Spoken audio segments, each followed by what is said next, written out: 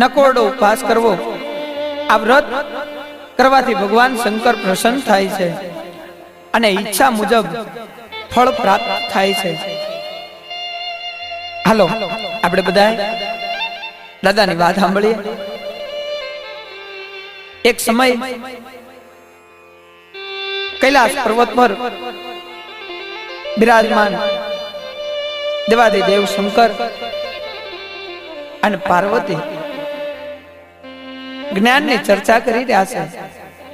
વાતો વાતોમાં અચાનક યાદ આવ્યું અને પાર્વતીજી ભગવાનને પૂછી બેઠા, હે નાથ, હે ભગવાન શંકર, તમને પામવા માટે મેં કયું વ્રત કર્યું હશે તેની તમને ખબર છે? ભગવાન ભોળાનાથે કીધું, હા દેવી, મને ખબર છે.